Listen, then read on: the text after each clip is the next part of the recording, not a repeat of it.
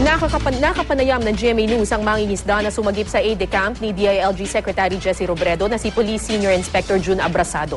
Wala siyang ibang nakitang lumabas mula sa bumagsak na eroplano kundi si Abrasado. May news to go si Susan Enriquez. Bago bumulusok sa dagat ang eroplano sinasakyan ni Interior Secretary Jesse Robredo, nakita itong gumigewang-gewang na mangingisda si Joseph Belda. Nakita ko po yung eroplano tumagilid at saka yung kaliwa niyang kuan hindi na gumana. Yung kaliwa niyang ilisi hindi na gumana talaga. Saka mababa lang siya, hindi masyado mataas.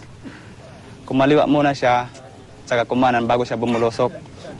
At bago tuluyang lumubog ang bumagsak na eroplano, may nakita siyang taong lumabas na agad niyang sinagip. Siya, si Police Senior Inspector June Abrasado, ang aide camp ni Robredo.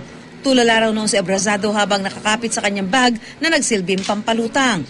Anong tsura niya nung aide camp, nung nakita mo siya? Hindi, may sugat siya dito, at saka putok itong uso, saka dito sa katawan. Saka at pa siya magsalita nung kinakausap ko siya. Lubog na, kahit pagkasagip ko sa kanya, yung eroplano, kung di pa, nasa 5 di pa. Babaw-babaw pa? Opo, bago siya lumubog.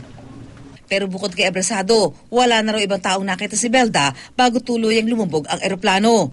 Dinala ni Belda si Abrasado sa estasyon ng pulis. Doon na tumawag si Abrasado sa Camp Crame para i-report ang nangyari. Pasado alas 5 raw ng hapon nang simulang sumisid ang mga bantay dagat sa pinagbagsakan ng eroplano. Ayon sa mga doktor, nagtamo ng mga sugat sa katawan si Abrasado pero wala naman itong nabaling buto sa katawan.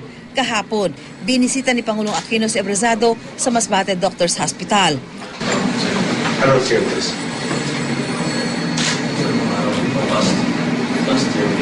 Last year, hanggang sa napapansin namin siya, masyado na matagal yung time.